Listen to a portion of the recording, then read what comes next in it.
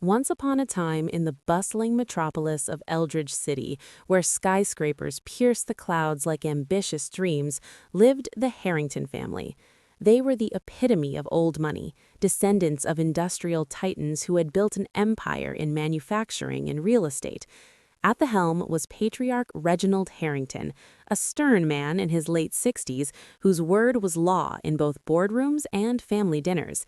His wife, Eleanor, was a socialite with a penchant for designer gowns and cutting remarks. Their son, Alexander, was the golden child, handsome, educated at Ivy League schools, and poised to inherit the family conglomerate, Harrington Industries. Alexander's marriage to Leela Voss had been a scandal from the start. Leela came from nowhere, a small town in the Midwest with no pedigree, no fortune, and, as Eleanor often whispered, no ambition. She had met Alexander at a charity gala where she was volunteering, not as a guest but as part of the staff. Alexander, charmed by her quiet wit and unassuming beauty, pursued her relentlessly. Against his parents' vehement objections, they eloped in a quiet ceremony. "She's worthless," Eleanor had spat when Alexander brought her home, "a gold digger with nothing to offer but a pretty face." Leela moved into the Harrington mansion, a sprawling estate on the outskirts of the city, complete with manicured gardens, a private helipad, and staff who eyed her with thinly veiled suspicion. From day one, she was treated as an outsider. Reginald barely acknowledged her existence, burying himself in business reports. Eleanor assigned her menial tasks, overseeing the household chores, planning mundane family events, as if to remind her of her place. "If you're going to live off our name, at least make yourself useful," Eleanor would say, her voice dripping with disdain. Alexander, caught between loyalty to his family and love for his wife, often defended Leela in private, but wilted under his parents' pressure in public. He worked long hours at Harrington Industries, leaving Leela to navigate the hostile environment alone. She spent her days in the library, reading voraciously, books on finance, history, and philosophy that the Harringtons dismissed as hobbies for the idle. When she offered suggestions during rare family discussions about the business, they were laughed off. "Stick to folding napkins, dear," Eleanor once quipped. But Leela was no ordinary woman. Unbeknownst to anyone, she was the architect of her own fortune. Born Leela Voss in a dusty town where opportunities were as scarce as rain, she had taught herself coding and investing from library books and online forums. By age 18, she had launched a tech startup in stealth mode, a platform that revolutionized supply chain management for small businesses. She sold it quietly for millions, reinvesting every penny into stocks, ventures, and acquisitions. Over the years, she amassed a portfolio that rivaled the Harringtons, all under anonymous shells and pseudonyms. Her crowning achievement? Secretly acquiring 51% of Harrington Industries shares through a series of proxy buys and offshore entities. She had done it not out of malice, but as a safeguard, a way to protect herself in a world that undervalued her. For 2 years, Leela endured the slights. She cooked meals that were criticized as too plain, organized parties where she was relegated to the background, and listened as Reginald boasted about his ironclad control over the company. Alexander, oblivious to her secrets, grew distant, absorbed in a looming crisis. Harrington Industries was hemorrhaging money due to outdated practices and fierce competition.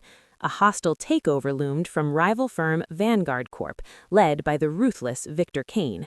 One crisp autumn evening, the family gathered in the opulent dining room for what Reginald called a strategy session. The chandelier cast flickering shadows on the mahogany table, laden with crystal and silver. Reginald paced, his face etched with worry. "Vanguard is circling. They've bought up 20% of our shares already. If they get to 51%, we're done. Alexander, what have you got?" Alexander rubbed his temples. "We've tried buybacks, but our liquidity is low. We need a white knight investor, someone to inject capital and block Kane." Eleanor snorted. "As if anyone would back us now. Our stock's in the toilet." Leela, sitting quietly at the end of the table, sipped her tea. "What if you modernized? Integrate AI into your supply chains. It could cut costs by 30%. Reginald slammed his fist. "Nonsense. We've done fine without your tech fads. You're not even part of this family in any real way." The words stung, but Leela smiled faintly. Perhaps not, but I might know someone who could help. Eleanor rolled her eyes. Oh, please, your friends from the soup kitchen? That night, as Alexander lay beside her in their lavish bedroom, he sighed.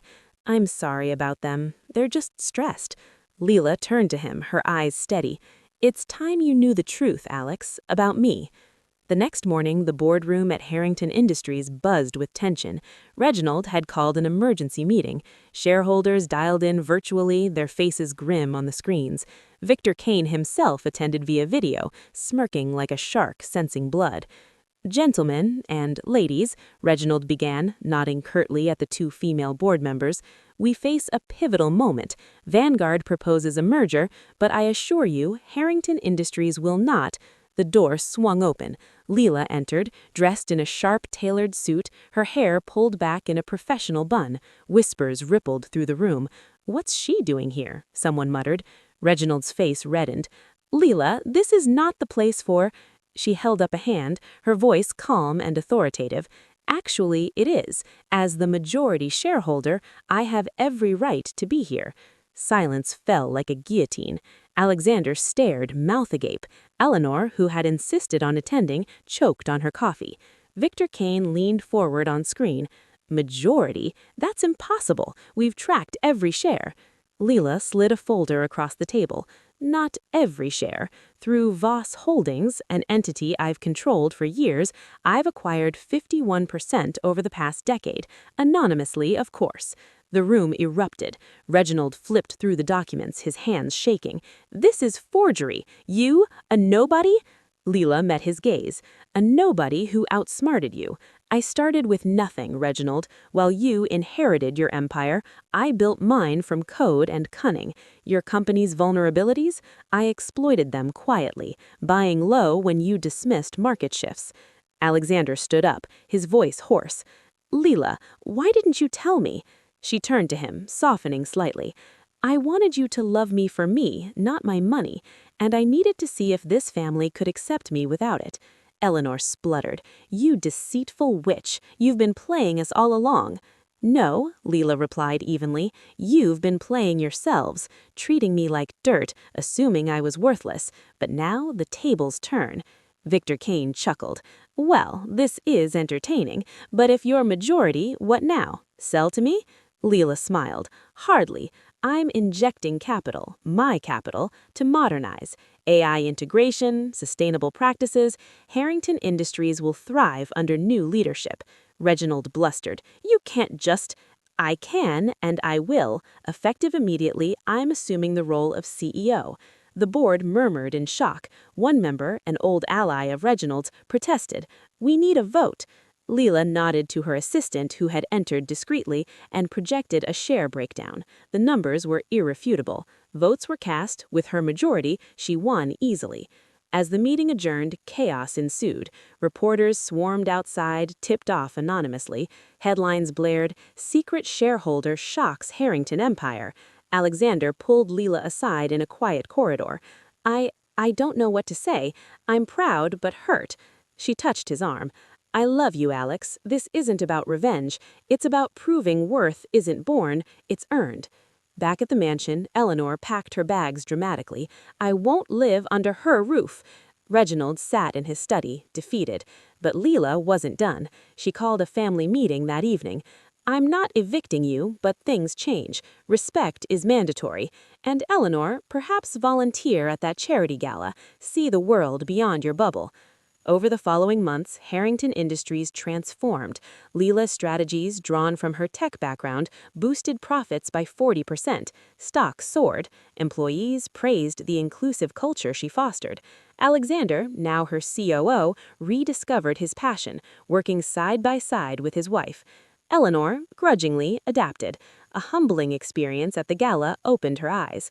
Reginald retired, finding solace in gardening, ironically a worthless hobby he once mocked. Leela's story became legend in Eldridge City, the worthless daughter-in-law who was anything but. She mentored young entrepreneurs, especially women from humble beginnings, proving that true power lies not in inheritance, but in resilience and intellect. And so, in the heart of the empire she quietly conquered, Leela Voss Harrington reigned, not as a conqueror, but as a builder, turning disdain into destiny.